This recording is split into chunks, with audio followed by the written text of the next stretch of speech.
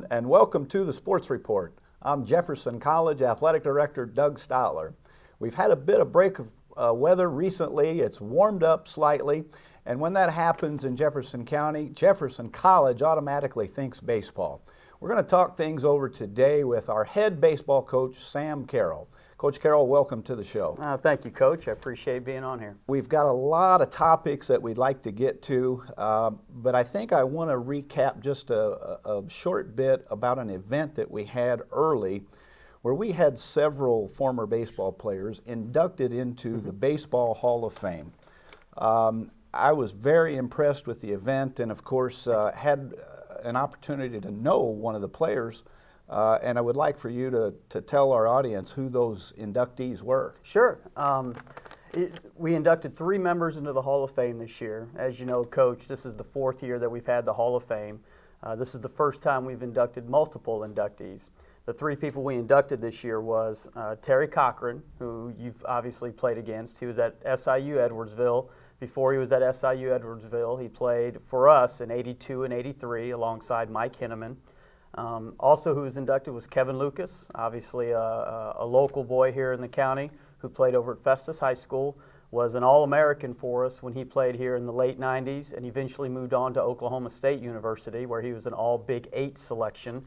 And then, of course, Cliff Polite, who played for us for only 1 year, was here in '95, was a first-team All-American. And a lot of people may know the name Cliff Polite because he later was drafted and actually played several years in the big leagues with the Cardinals, Phillies, and then won a World Series ring with the Chicago White Sox. And Coach, from all indications of this 2010 team, it may be quite possible that we have another pitcher that might make All-American, make the big leagues, and you've mentioned that pitching is very likely going to be a strength of the Vikings this year. Talk about some of your softs that are coming back and who maybe some of your stronger freshmen might be. Yeah, that's a good question. Without question, our pitching this year is definitely our strength. We have, the guy who's leading the charge, so to speak, is, we call our sophomore seniors, is a senior pitcher, Matt Stites, who's a local boy, Festus grad. He is signed already to attend the University of Missouri next year. Already this year in the short season, he's 2-0. Last year for us, he was 6-2 for us on the year. Pitched 2 big games for us, a complete game against Seminole State College when we were down in Phoenix, Arizona, and then won a big regional game for us last year to put us in the winner's bracket finals. He threw a CG against Crowder, beat them 5-1. He's a guy that we're going to rely on quite a bit here this year to carry us throughout the year. Other guys that we're going to rely on this year, Seth Swafford, left-handed arm from Hillsborough High School, who 2 years ago, he was 7-1 for us, was also actually, Coach, second in the nation in strikeouts that year. Had a tremendous season for us, was 2-0 in the regional tournament. Last year, he had to take a medical hardship for bone spurs in his left elbow. We had to do a cleanup job in there, clean up some scar tissue. And he's back this year. Had a start last weekend, and he threw very well. Also pitching for us who is back is Corey Kyle, who was 3-2 for us last year, right-handed pitcher from Stoutland, Missouri. Ryan Wheat, who was 5-2 for us last year, he's back this year. Jordan Coons, who's a two-way guy for us this year. He plays third base and also pitches for us. He was 2-2 last year, had a start in the regional tournament against Maple Woods, threw very well for us last year. Has already thrown well early on for us also. We also have James Huddleston in relief, who is our closer this year. Last year, he was a setup guy for us for Robbie Wirt, who was a draft with the Washington Nationals. So Huddleston's going to move into that closer's role. He's topped out as high as 94 miles an hour. And in fact, last weekend, or just the other day when we played John A. Logan, he came in the 9th inning on a cold day and topped out at 94 and ended a win for us, closed out a win for us, did a very good job. He's already signed to go on to University of Missouri as well, so we're going to be very strong on the back end of the bullpen. The guy who's going to be kind of a swing man for us this year is a gentleman named Aaron Kleekamp, who took a medical hardship last year as well, was a redshirt. 2 years ago, him and along with Seth Swafford, those were the 2 guys that were leading our pitching staff. Aaron was 6-1, was an all-region selection, and this year he's going to be what we like to coin as a swing man. He's going to be a setup guy for Huddleston, but if we need a spot start, like in the regional tournament, if we have to go through the loser's bracket, or if we have a stretch of games where we've got maybe 10 in 7 days, he can provide us with a spot start there. So we feel really good with the senior class that we have on the mound. Coach, that's a lot of names, and obviously in this point in your season, you've had weather be an issue, and, Yes. and really you can't, as you call it, get on the dirt often as you would like. That's correct. But this big staff, what kind of benefit is that going to provide for you at tournament time? It's going to provide a huge benefit for us at tournament time because it's going to give us, we're going to play 9 inning games this year in the tournament. And that's something different than what we've done in the past. In years past, they've been 7 inning games, and then the championship game was a 9 inning game. This year, we're going to play 9 inning games in every game of the tournament. So obviously, with more innings means more time for more arms to get in there and the necessity for quality pitching. And so we're going to have quite a bit of arms that we can run out there in the tournament time, especially if we give the ball to a starter. He struggles after 3 or 4 innings, no problem. Who's the next guy in line? Great, he's out there. If he does well, great. If not, no problem. Who's the next guy in line? And so on and so forth. So we feel really good with, here's the thing, Coach. Not only the quality of arms that we have, but also the amount of guys that have been in the fire, so to speak. Mm-hmm. They've been in postseason baseball. Right. They've been in regional championship games. So we've got guys that have the talent, but also have the experience. So we feel really good about those guys come postseason time. Coach Carroll, they're not going to strike everybody out. No, they're not. You're right. What's behind these pitchers that you feel good about for 2010? Great question. Last year, for people who saw our team, we were very strong. We had 3 senior leaders that were very strong for us in the middle of our lineup. Kyle Morris, who's at Delta State now, is a Festus grad. He hit 2-hole for us and played second base. Last year we had a shortstop named Jeremy Patton who hit over 400 and hit 3-hole for us, had 10 home runs. And then we had Windsor grad Luke Schletke, who's moved on now to Coastal Carolina. He hit 4-hole, hit over 400, had 11 home runs.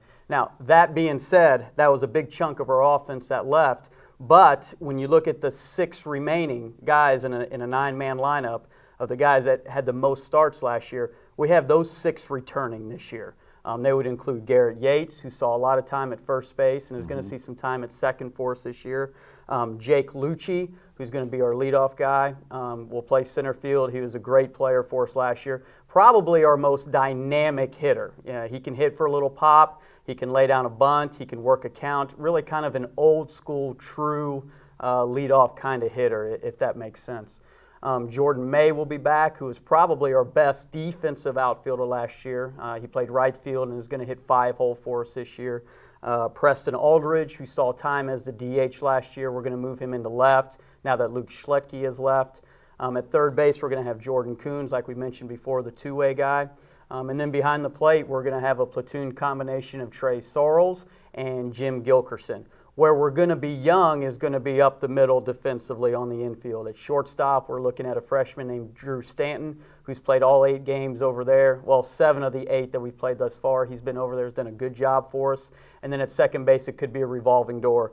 Returning senior Colton Davis, Garrett Yates, like I mentioned before, we may move him over there. And then freshman Casey Goss, who potentially could be our leadoff hitter after Jake Lucci graduates and moves on to the next level. And you've got to score runs, and in a recent game against Logan, we've got a guy on your team in the bottom of the 8 that hits a grand slam already in this early season. Yeah.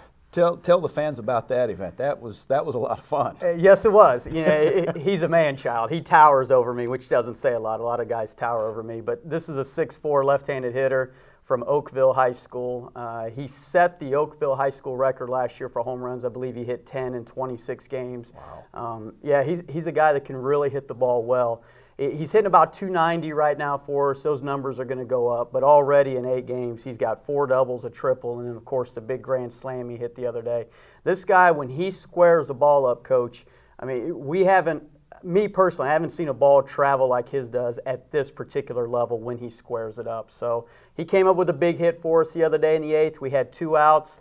Bases were loaded, 3-3 game, and at the time we had been struggling offensively for about, it felt like 30 innings, but we've been struggling offensively for a while. And he got a fastball on a 2-2 count on a day when the wind was blowing in and got enough of it and sent it out over the center field wall. So he came through clutch for us that day, and he's going to continue to do that for us this year.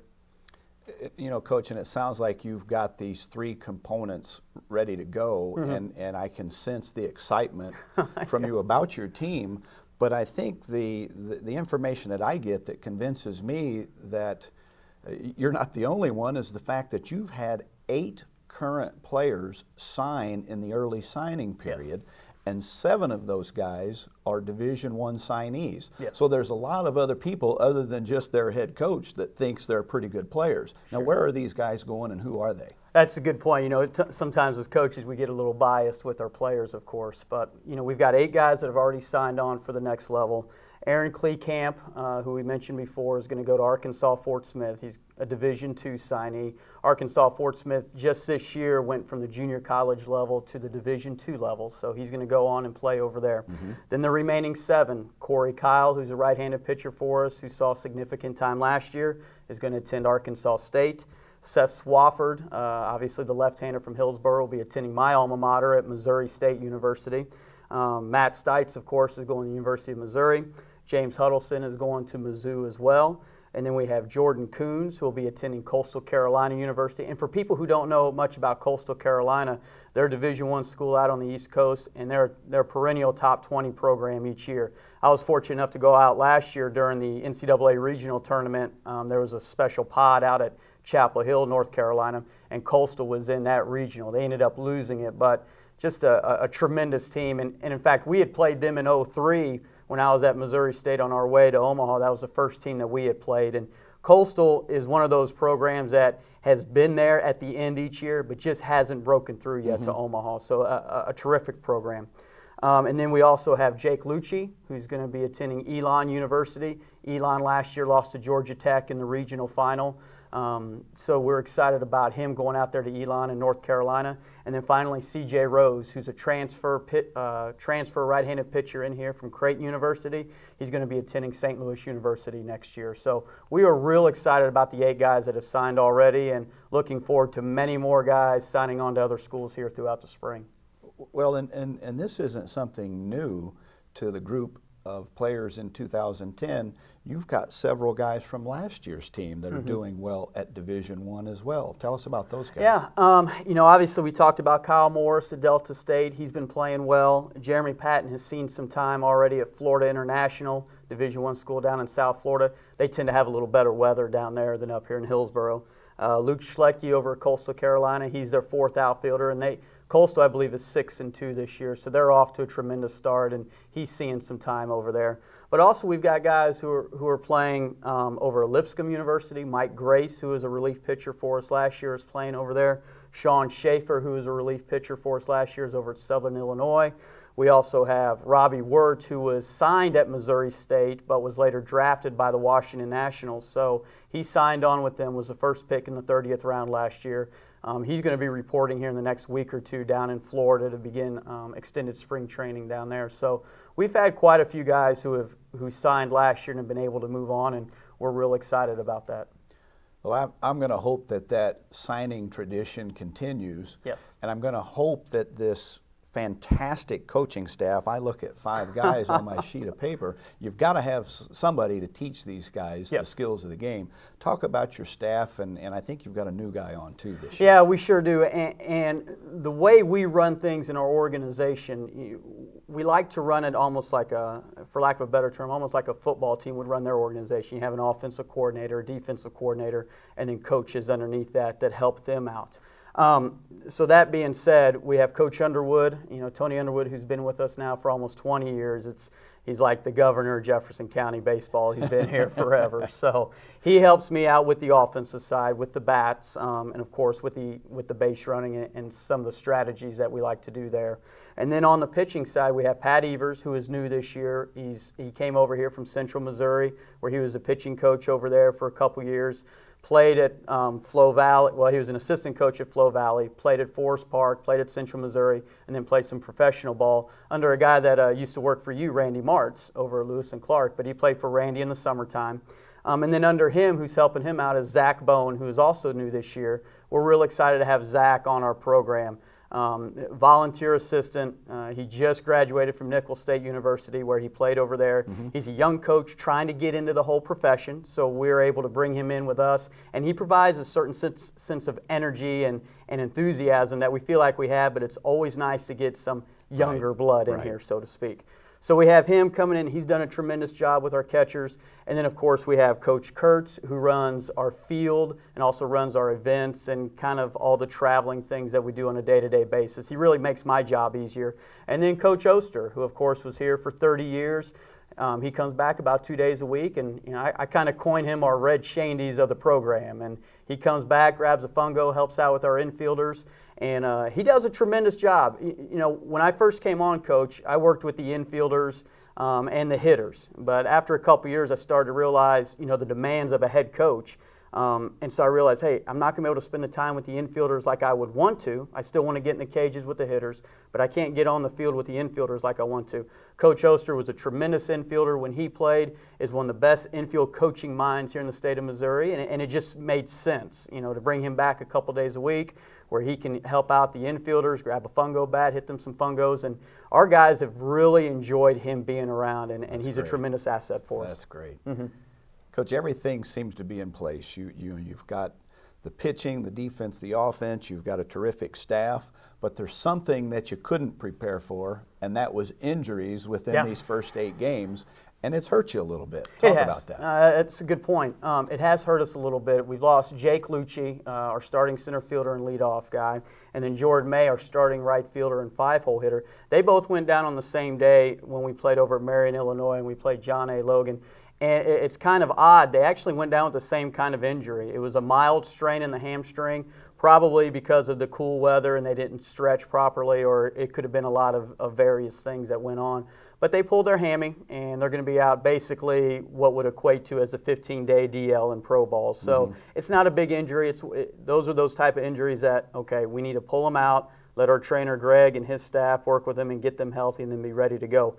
In the meantime, it's actually helped us out with some of the freshmen, because now we're able to plug them in the lineup, put them in the fire a little bit, and start to speed up their maturation process. So it's been good from that standpoint. And then once Lucci and May come back into the fold, now we've got freshmen who have valuable at-bats and experience under their belts, which is just going to make us better for later on in March, April, and May.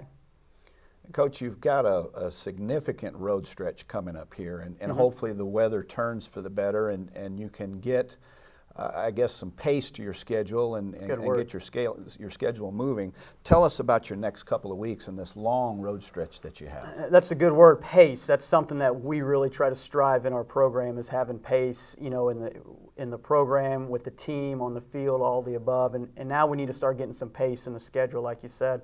We're opening this weekend against North Central Missouri, or opening the month this weekend against North Central Missouri at home.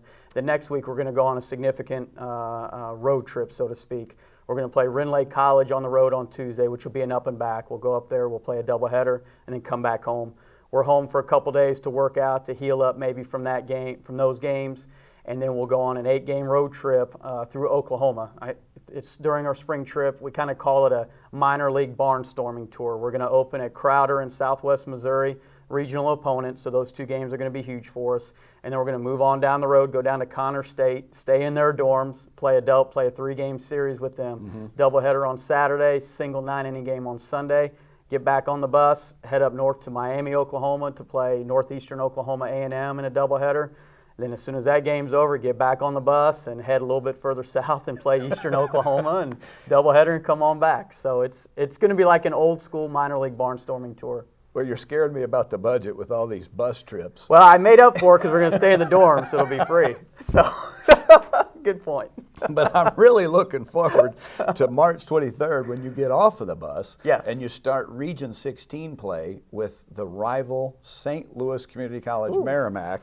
And we want to, again, remind our viewers, March 23rd against Merrimack is when you guys get back off of the bus. Yes, yeah. How are they this year? They're going to be good, no doubt. Really the top 4 or 5 teams in the region are the same ones every year, and Merrimack is always in that mix. They won the region 4 years ago. There's rich tradition over there at Merrimack. There's a storied, heated rivalry between the 2 institutions, and that Tuesday is going to be a lot of fun. They're going to be better offensively than what they've been probably in the last couple years, and it's going to be kind of that nice matchup of good pitching against good hitting, and we'll see kind of what comes out that day. What's the rest of Region 16 look like? Obviously, there's a heated rivalry with Merrimack, but Sure. What kind of success has Region 16 seen at the College World Series?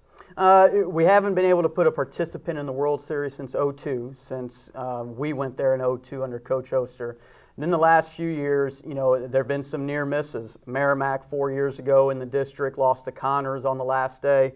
The following year, we lost to Delgado on the last day. In fact, we're up with 6 outs to go, thinking we were going to go. And then last year, Maplewoods, who won the region, they were on the last game against Seminole. In fact, we're leading in the 5th or 6th inning and then ended up losing in the final game there. So Region 16 has been on the cusp of breaking through and winning the district and then going on to Colorado. But it hasn't happened since '02. Hopefully this will be the year that it happens, and hopefully that participant comes out of this institution.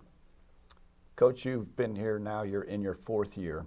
Yes, sir. And you're certainly an integral part of the baseball history here. Kind of recap your 4 years, your highlights, and give us an idea where you see the program going. Good question. I guess probably the short answer is obviously a lot of highlights to already being 4 years at a great institution. Probably, though, if you had to single out it would be, of course, that weekend where we were hosting the districts that first year, and we had Delgado in here, and we had Arkansas Fort Smith, and it was great weather that weekend. We lost the first game of the district to Delgado 11-7, came back that evening and beat Fort Smith 9-3. The next day we had to, now it was just us and Delgado in the championship. We had to beat them twice. They just had to beat us once. So the first day, which was a Saturday, we come out there, we throw a kid named Cody Fick, who was one of the greatest competitors come out of this program. He goes to the bump. Throws a 9-inning complete game. It's a 4-3 game. We had a tremendous crowd there. All our fans were in red shirts. We had people lined up along the hills on both sides, down the foul lines. I mean, what a tremendous atmosphere. We win the game 4-3. The place is going nuts. Great atmosphere. We come back the next day. People are showing up there for pregame BP. I mean, it was stuff that you hadn't seen in a while. And we're winning 4-3 in the 8th inning and ended up losing 6-5. Had the winning run on base, but that was probably the best memory that I've had here in the short amount of time we've been here. Coach, I think I'm going to need an interpretation of some of your terminology. We've got, I Sure. think, BP that everybody watching gets. Yeah. You've got me understanding what the dirt means now, and now we're Good. saying the bump, and an old basketball coach may need an update on what these things actually mean. Okay, But I'll catch you up, Coach. We'll do that on the next show. And Coach, I want to thank you for being on the Sports Report today, and good luck on March 23rd when you get back in town against Merrimack. Oh, thank you. Hopefully we'll have a good crowd out there and great weather, and it'll be nice to get back on the dirt. Again, I'm Doug Stotler, Athletic Director at Jefferson College. You've been watching the Sports Report. See you next time.